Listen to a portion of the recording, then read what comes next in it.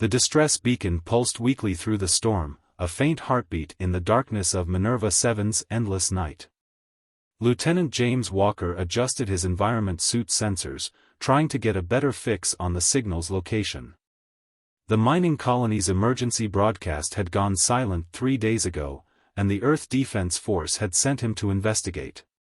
"Base, this is Walker," he reported, his voice steady despite the howling wind. "Approaching the colony perimeter. No signs of activity, but the beacon's still active." "Copy that, Lieutenant," came the response, crackling with interference. "Proceed with caution. Remember, this is just recon." James moved through the colony's outer structures, his boots crunching on the frost-covered ground. The buildings stood like dark sentinels, their windows blank and lifeless. Something had happened here, something beyond the usual hazards of frontier life. The beacon's signal led him to what appeared to be the colony's hydroponics facility. The massive greenhouse dome was cracked, its climate control system silent. As he approached, his suit's sensors detected movement inside. James drew his pulse rifle, more from habit than intention. "This is Lieutenant James Walker, Earth Defense Force. Anyone inside?" Silence answered him, but his sensors continued to show life signs. 2 of them, huddled in the far corner of the facility. He activated his suit's lights and stepped through the broken doorway. The interior was a mess of twisted metal and shattered glass. The colony's precious food crops lay withered and dead, destroyed by exposure to Minerva 7's hostile atmosphere. But it was the footprints in the frost that caught his attention. They weren't human. "I'm not here to hurt anyone," he called out, lowering his weapon. "I'm responding to a distress signal."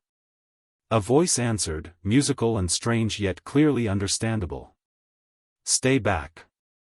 A figure emerged partially from behind a collapsed growing rack, tall, slender, with silvery skin that seemed to shimmer in his suit's lights.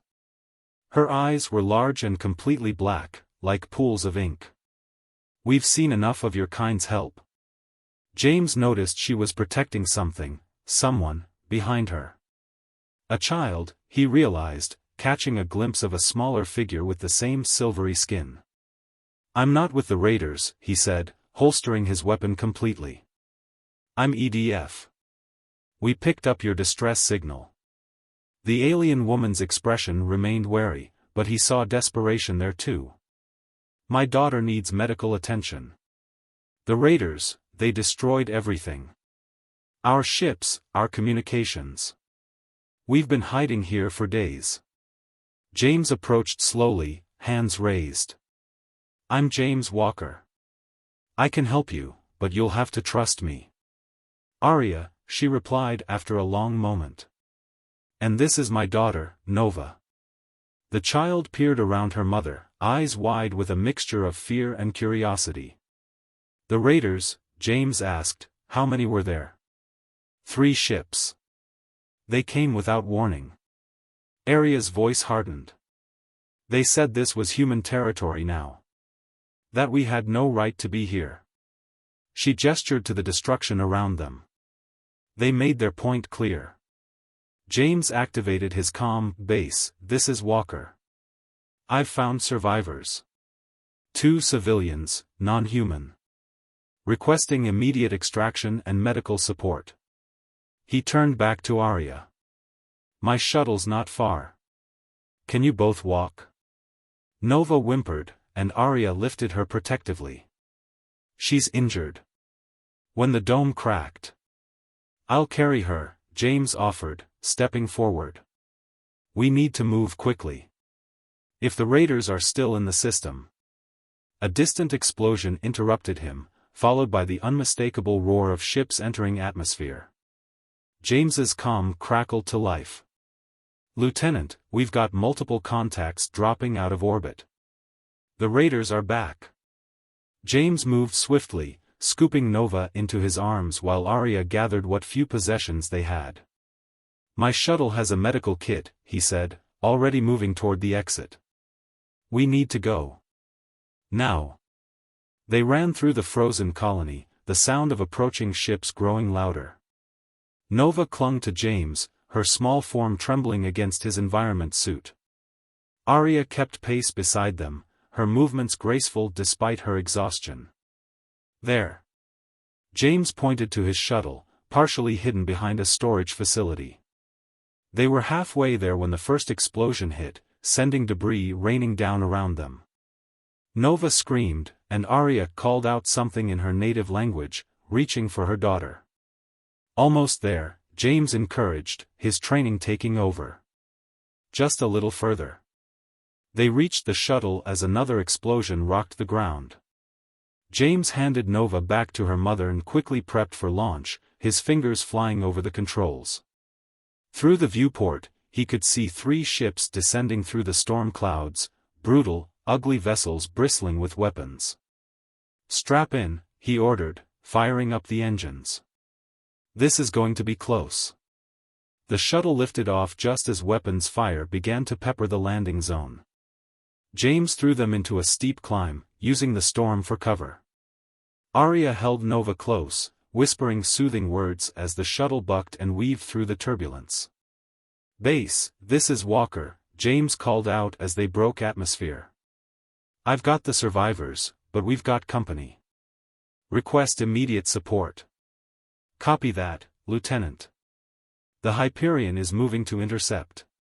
Get those civilians to safety." James glanced back at his passengers.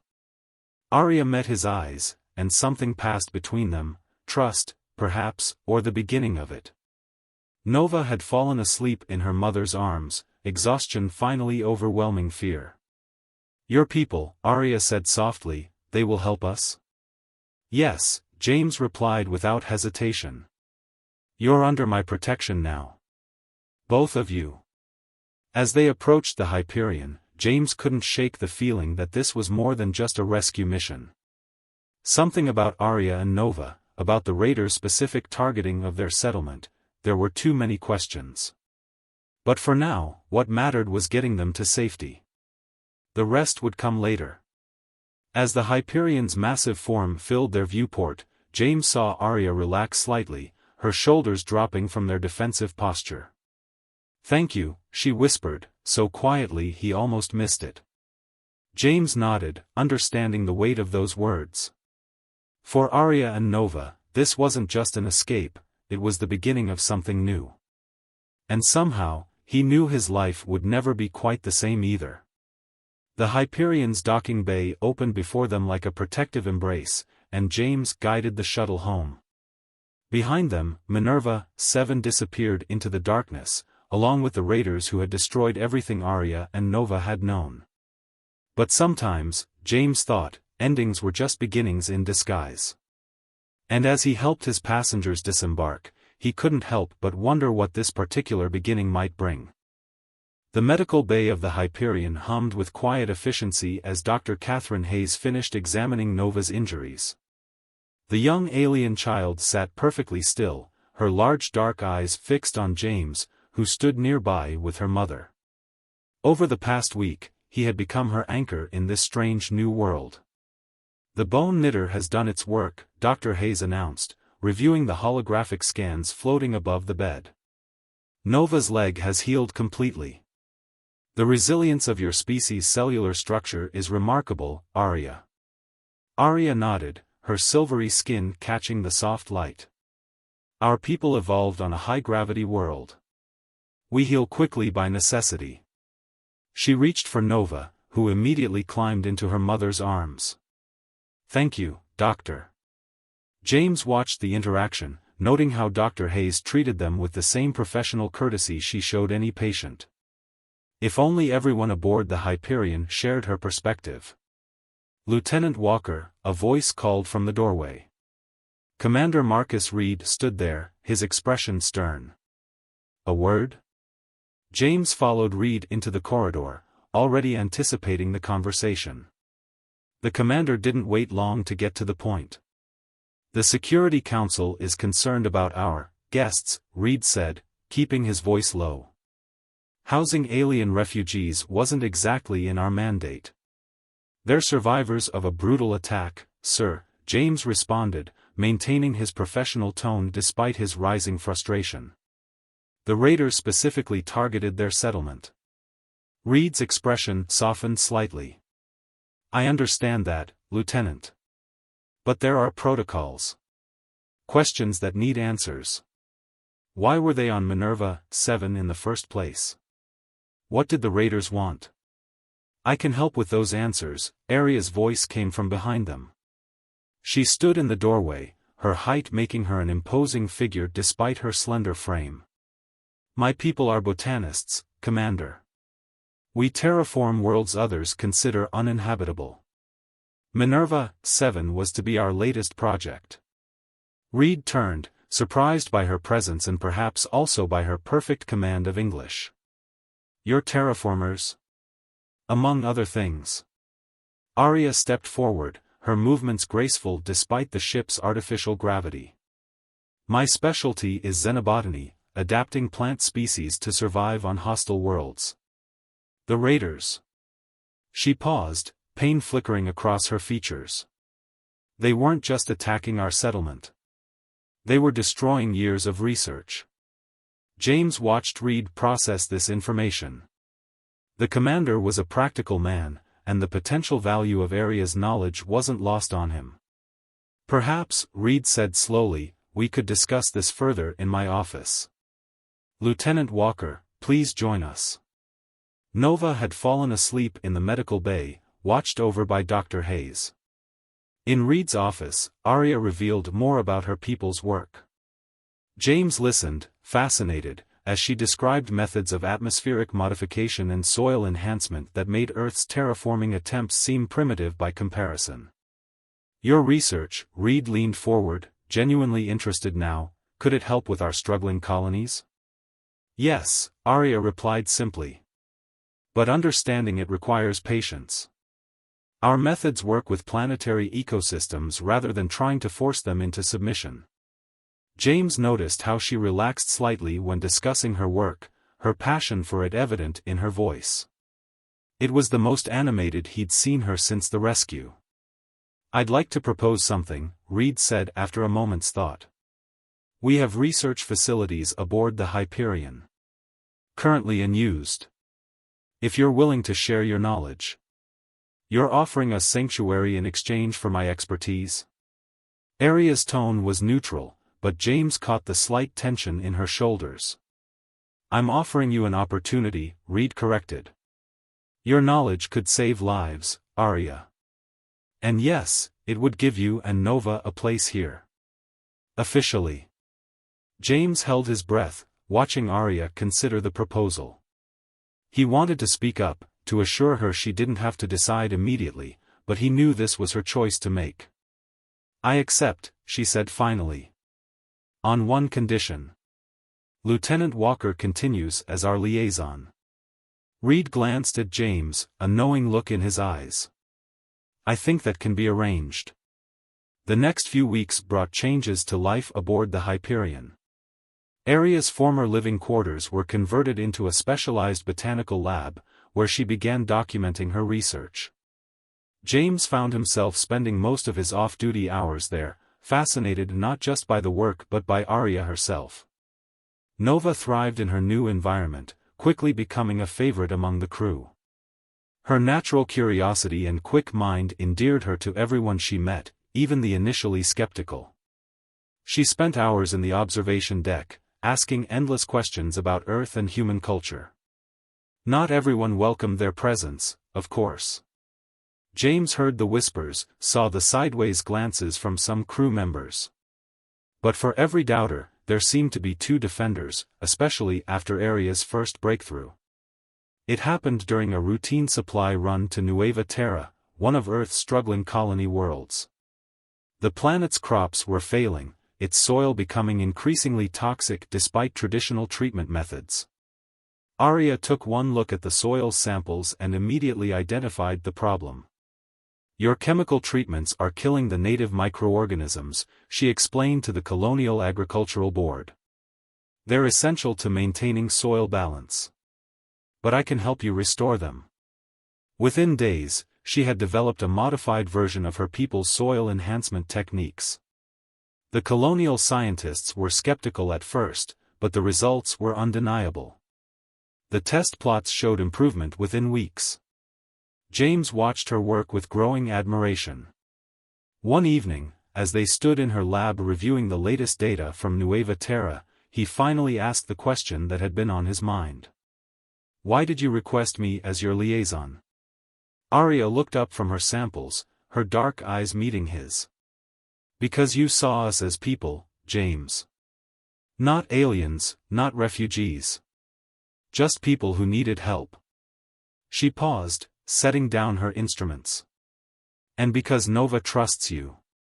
She's lost so much, having someone she trusts matters more than anything." "And you?" James asked softly. "Do you trust me?" The question hung between them, heavy with unspoken implications. Arya moved closer, her silvery skin seeming to glow in the lab's soft light. "Yes," she whispered. "I do." The moment was interrupted by Nova bursting into the lab, excited to show them something she'd learned about Earth's solar system. But something had shifted between James and Arya, a boundary crossed that couldn't be uncrossed. Later that night, as James lay in his quarters unable to sleep, his comm chirped with an incoming message. It was from Commander Reed. "Lieutenant, we've detected unusual ship movements near the Nueva Terra colony. Similar signatures to the raiders who attacked Minerva 7. Thought you should know." James stared at the message, a cold feeling settling in his stomach. Whatever piece they'd found aboard the Hyperion might soon be tested. But this time, he silently vowed, Arya and Nova wouldn't face the threat alone. The stars streamed past his viewport, constant and unchanging, but James knew everything else in his life had shifted irrevocably since that distress call on Minerva 7. And somehow, he wouldn't have it any other way. The observation deck of the Hyperion offered a stunning view of Nueva Terra below, its surface a patchwork of browns and greens where Arya's terraforming techniques had begun to take hold. James stood beside her, watching as she traced patterns in the air, explaining the progress to Commander Reed and the colonial representatives. "The soil regeneration is proceeding faster than expected," Arya said, her voice carrying the quiet confidence she'd developed over the past months. "The native microorganisms are multiplying exponentially, breaking down the toxic compounds naturally. It's remarkable," one of the colonial scientists admitted, studying the holographic data floating before them. "In 3 months, you've accomplished more than we managed in 3 years." James noticed how Nova, sitting cross-legged in a corner with her educational tablet, beamed with pride at her mother's success. The child had grown more confident too, though she still stayed close to either Arya or James most of the time. The meeting was interrupted by a priority alert from the bridge. "Commander Reed to Command Center immediately," the voice crackled through the comm system. "Lieutenant Walker as well." Reed exchanged a glance with James. "Excuse us, please." "Lieutenant?" In the command center, the tactical display told the story. 3 unidentified vessels had dropped out of hyperspace at the edge of the system. Their energy signatures matched those of the raiders who had attacked Minerva 7. "They've been following the same pattern," Lieutenant Rebecca Chen, their tactical officer, explained. "Appearing near colonies where Arya's terraforming techniques are being implemented, then vanishing before we can intercept." "They're tracking her work," James realized. "But why?" "Raiders usually hit valuable targets, precious metals, technology. Why target terraforming projects?" "Perhaps," a quiet voice said from the doorway, "because they know what we're capable of." They turned to find Arya standing there, her expression grave. Nova clutched her hand, sensing the tension in the room. "You should be in secure quarters," Reed began, but Arya cut him off with a gesture. "My people's terraforming technology isn't just about making worlds habitable," she said, moving to the tactical display. "In the wrong hands, it could be used to make them uninhabitable. To destroy existing ecosystems within weeks." The implications hung heavy in the air. James stepped closer to her. The Raiders want to weaponize your research. Arya nodded. They attacked our settlement not just to drive us out, but to steal our data cores. They failed, but now they're following my work, looking for another opportunity. Then we'll stop them, James said firmly. We know what they want now. We can set a trap. Reed studied the tactical display thoughtfully. The agricultural station on the dark side of Nueva Terra. It's isolated, vulnerable, exactly the kind of target they've been hitting. And we'll be waiting for them, Lieutenant Chen added, already plotting intercept courses. Arya stepped forward, her dark eyes intense. I should be there. My knowledge of the terraforming systems might be crucial. Absolutely not, James and Reed said simultaneously. It's too dangerous, James continued, moving closer to her. If they capture you. They won't, Arya said with quiet determination. But if something goes wrong with the terraforming equipment during the fight, only I can prevent a catastrophic cascade failure. You need me there, James. Nova tugged at her mother's hand. I don't want you to go, she whispered. Arya knelt beside her daughter. I'll be safe, little one. Lieutenant Walker will protect me, just like he did before. She looked up at James. Won't you? James met her gaze, seeing the trust there, and something more, something neither of them had dared to name yet. With my life, he promised. Reed cleared his throat. Nova can stay with Dr. Hayes in medical. It's the most secure section of the ship. He turned to James. You have 12 hours to prepare the station. Make them count. The agricultural station was eerily quiet as James and Arya worked to set up their trap. They had evacuated the regular staff, leaving only a skeleton crew of disguised security personnel. Arya moved through the terraforming labs with practiced ease, adjusting equipment and setting up sophisticated monitoring systems. There, she said, making a final adjustment. If they try to access the central database, it will trigger a localized electromagnetic pulse. They won't be able to copy or transfer any data. James watched her work, admiring her efficiency. You've thought about this before, haven't you? Protecting your research? Arya's hands stilled on the console. After what happened on Minerva 7. I swore I'd never let them take my work again. Too many lives depend on it. Hey, James said softly, touching her arm. We won't let that happen. She turned to face him, closer than she'd ever allowed herself before. James, if something goes wrong. It won't, he assured her. But if it does, she insisted, promise me you'll keep Nova safe.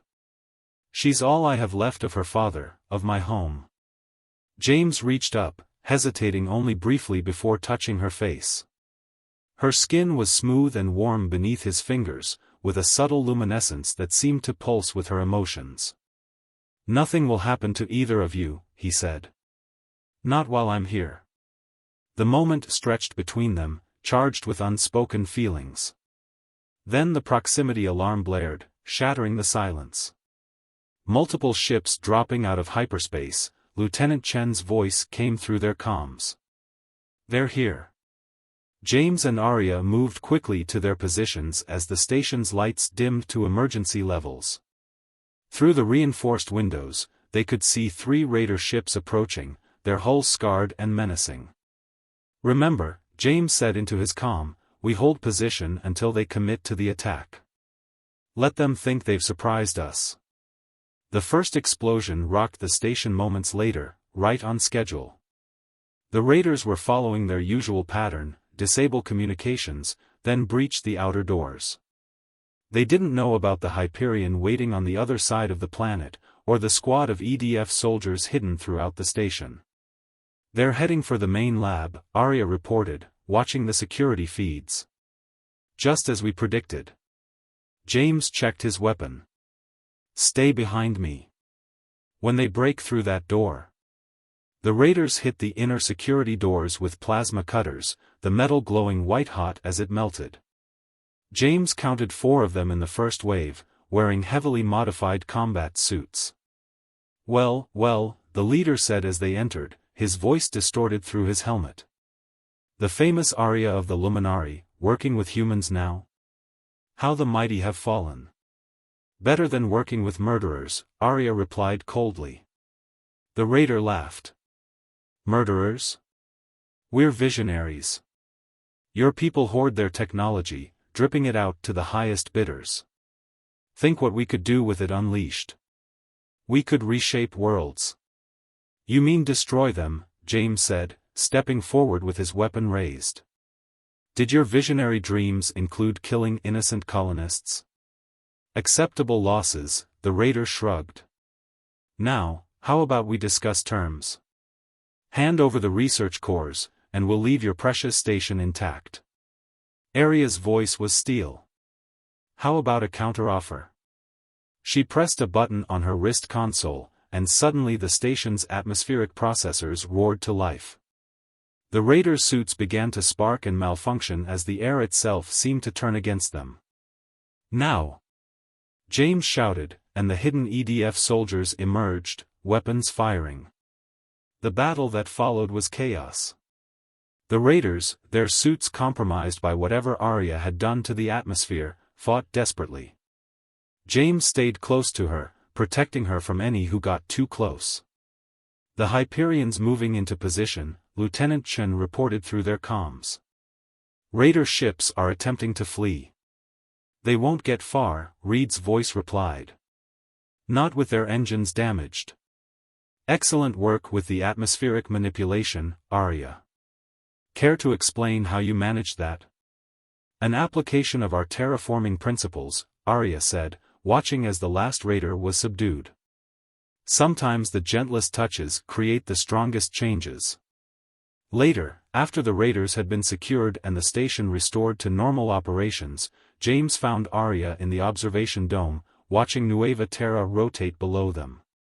Nova will be happy to see you, he said, joining her at the window. She's been quite the helper in medical, apparently. Dr. Hayes says she has a natural talent for healing. Arya smiled, the expression transforming her face. Like her father. He was a healer before. She trailed off, then turned to James. Thank you. For everything. I meant what I said, he replied.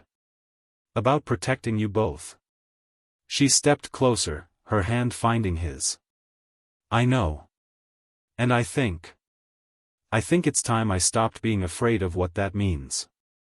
As they stood together, watching the stars, James realized that some distances, between worlds, between species, between hearts, were meant to be bridged. And sometimes the strongest bridges were built in the midst of the greatest storms.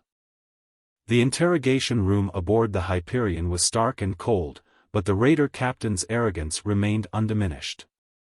James watched through the one-way glass as Commander Reed questioned him, noting how the man's scarred face twisted into a sneer at each response. You think capturing us changes anything? The raider taunted.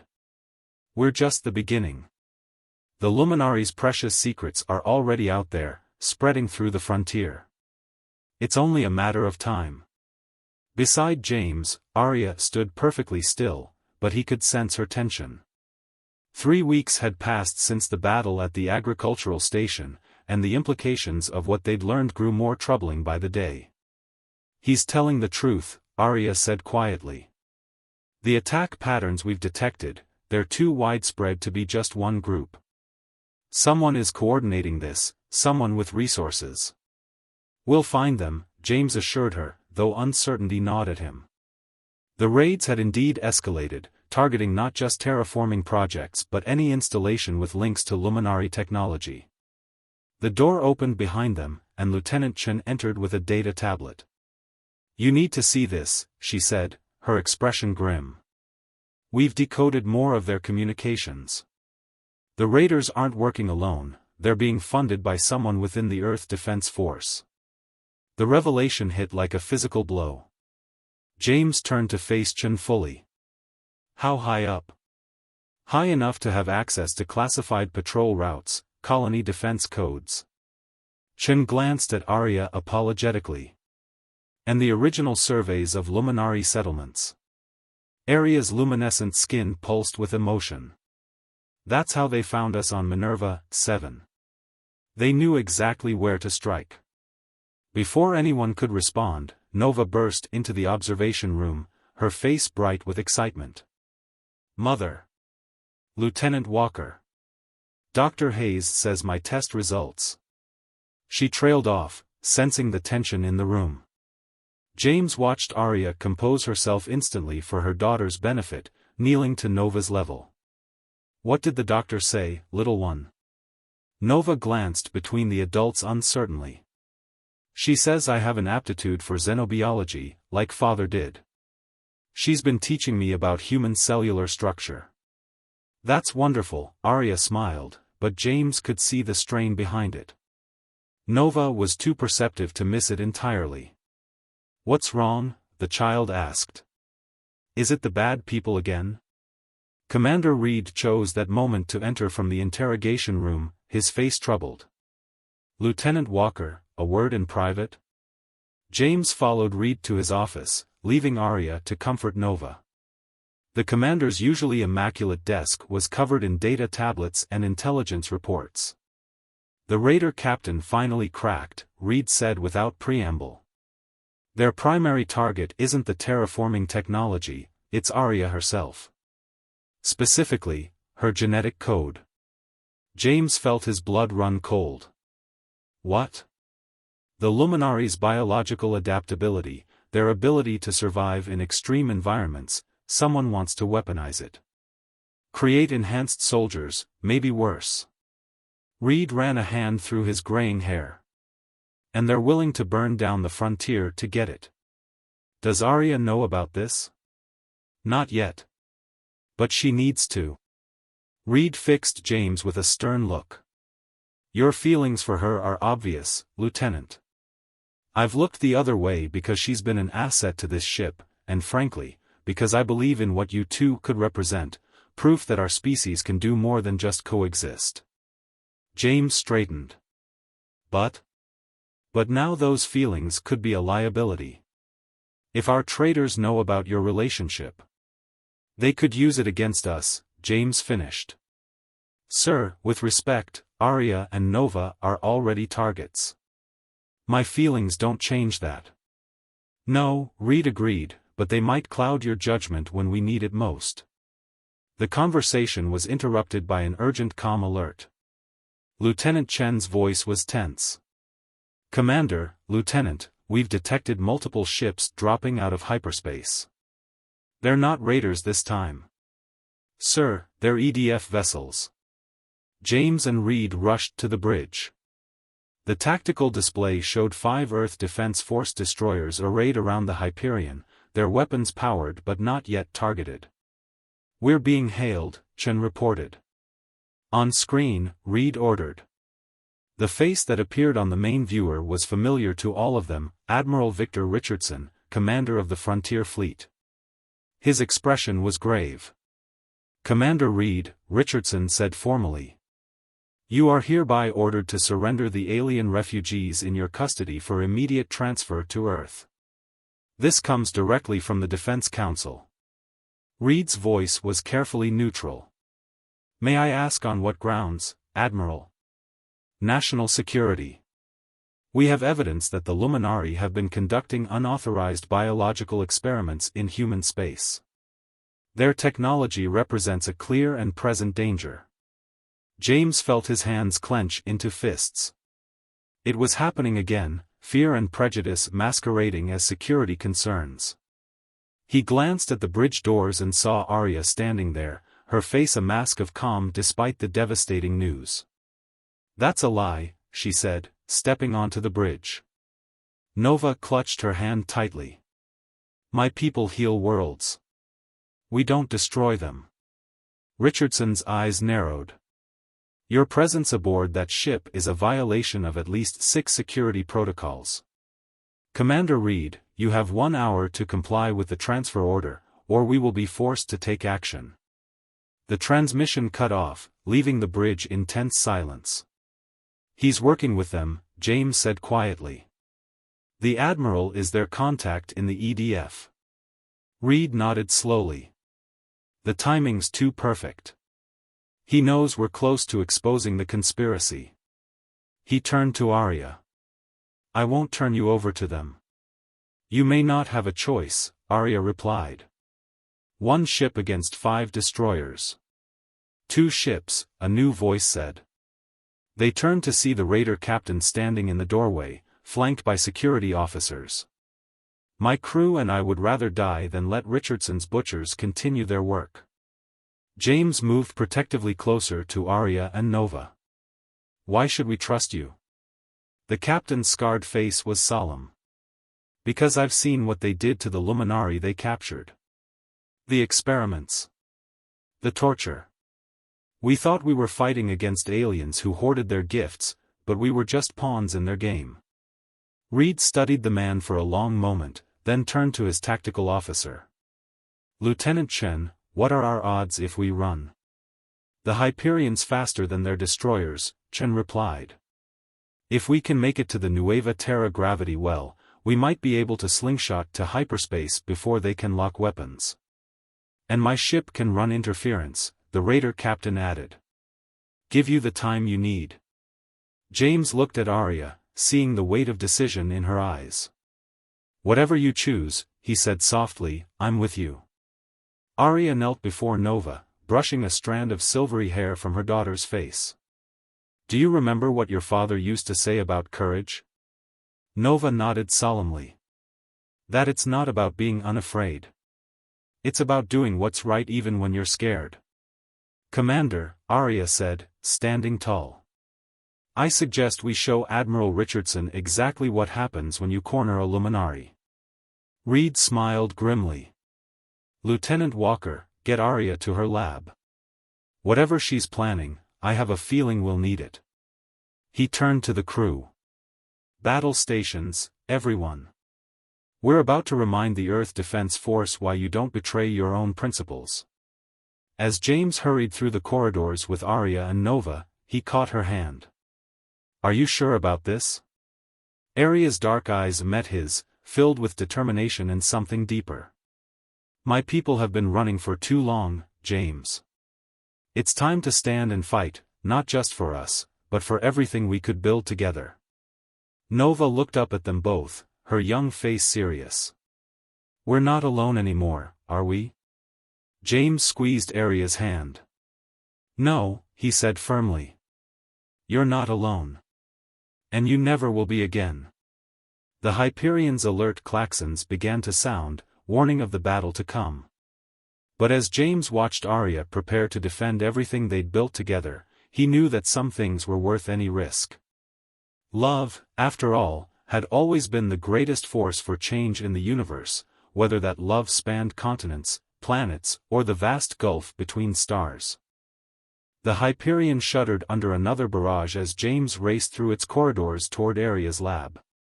Admiral Richardson's destroyers had opened fire the moment they'd made their break for the Nueva Terra gravity well, their weapons blazing through space. Hull breach on Deck C. Lieutenant Chen's voice crackled through the ship-wide comm, emergency containment holding. James found Arya working frantically at her console, her fingers dancing across the holographic controls while Nova helped Dr. Hayes prepare emergency medical supplies nearby. The lab's usual orderly appearance had given way to organized chaos as they enacted their desperate plan. The terraforming transmitter is ready, Arya announced without looking up. But we'll need to get much closer to the planet's atmosphere for this to work. Commander Reed, James called into his comm, how close can you get us to Nueva Terra's stratosphere? Close enough to taste it, Reed replied grimly. The raider ship is running interference, but we've lost contact with their bridge. They've taken heavy damage. Arya's hands stilled for a moment. Those people are dying to help us, she said softly. To make up for what they did. Their sacrifice won't be in vain, James assured her, moving to help calibrate the transmitter. How exactly is this going to work? The same principle we used at the agricultural station, but on a planetary scale, Arya explained. Nueva Terra's atmosphere is already saturated with our terraforming organisms. If I can trigger a massive reproduction cycle, you can disable their ship's systems, James finished. Like you did with the Raiders' suits. But it has to be precise, Arya warned. Too strong, and we could damage Nueva Terra's developing ecosystem. Too weak, and it won't affect their shields. Another blast rocked the ship. Nova stumbled, and Dr. Hayes caught her. The child should be in a safer location, the doctor suggested. No, Nova said firmly, her young voice steady. I want to help. I understand the cellular patterns now, I can monitor the organism levels while Mother controls the transmitter.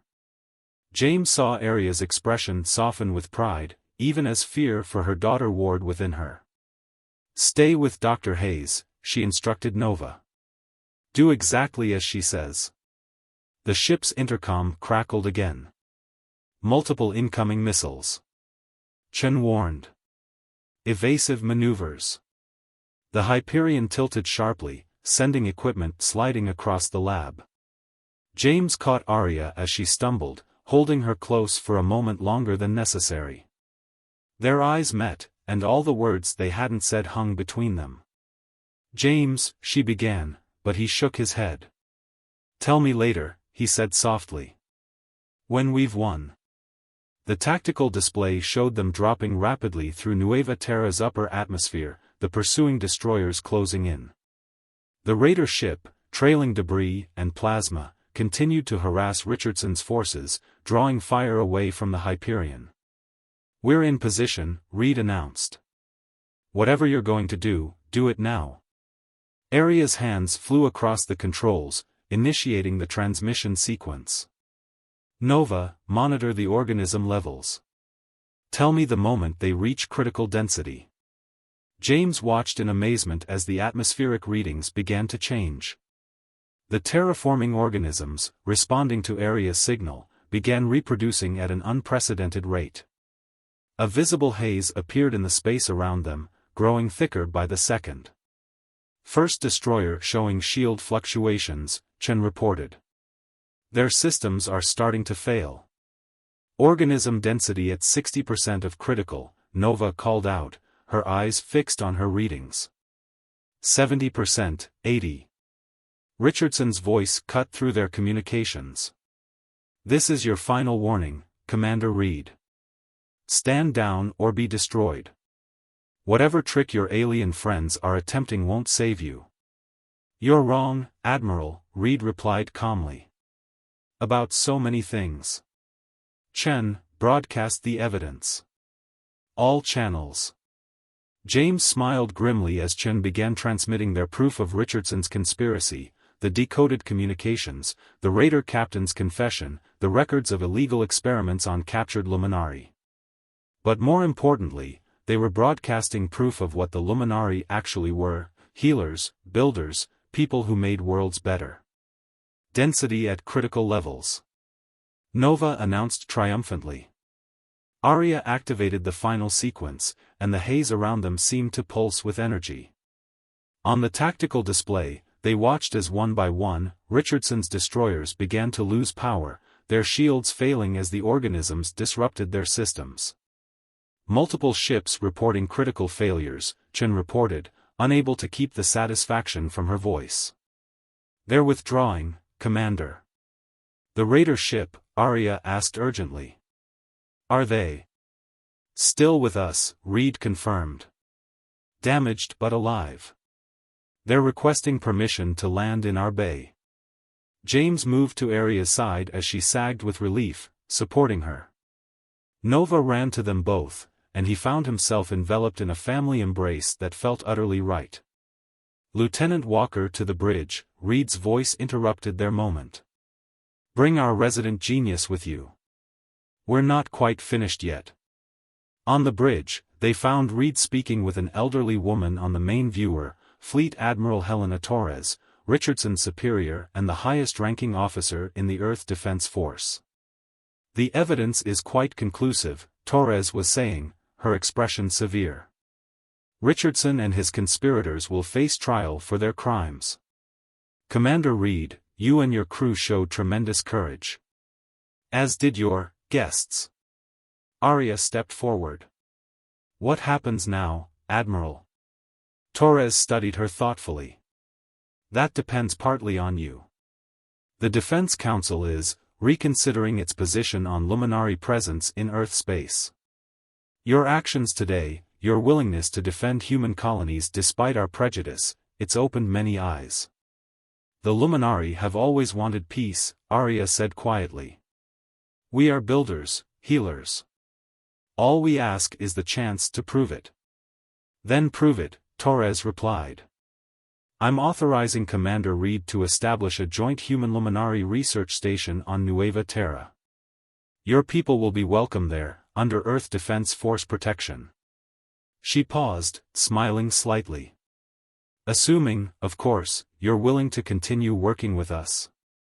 Arya glanced at James, then at Nova, who watched with hopeful eyes. "Yes," she said firmly. "We are." The aftermath of the battle brought rapid changes. The Raider crew, granted amnesty in exchange for their help, provided valuable intelligence that led to the arrest of Richardson's entire network. More Luminari began arriving at Nueva Terra, drawn by the promise of safety and cooperation. James found Arya in their favorite spot on the observation deck 3 weeks later, watching the construction of the research station below. Nova was with Dr. Hayes, eagerly learning more about xenobiology and healing arts. Having second thoughts, he asked, joining her at the window. Arya turned to him, her luminescent skin glowing softly in the starlight. "No," she said. "For the first time since leaving my homeworld, I feel certain about everything." James took her hand, marveling at how natural it felt now. "Everything?" She stepped closer, resting her head against his shoulder. "My people have a saying, the universe plants seeds of hope in the strangest soils. When I fled here with Nova, I thought I'd lost everything. Instead, I found a new home. A new purpose." She looked up at him. "A new love." "I like that saying," James murmured, drawing her closer. "Though I think Nova might have something to add to it." They turned to find Nova in the doorway, watching them with a bright smile. "Dr. Hayes says I can start practical training next week," she announced proudly.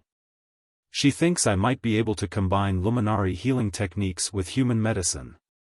Arya held out her arm, and Nova ran to them both, fitting perfectly into their embrace. Through the window, Nueva Terra turned beneath them, its atmosphere already showing signs of their successful terraforming. But James knew the planet wasn't the only thing being transformed. "You know," he said thoughtfully, "your people's saying is right. Hope does grow in strange places."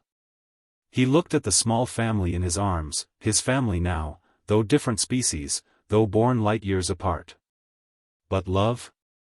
Love grows everywhere it's given a chance." Nova giggled.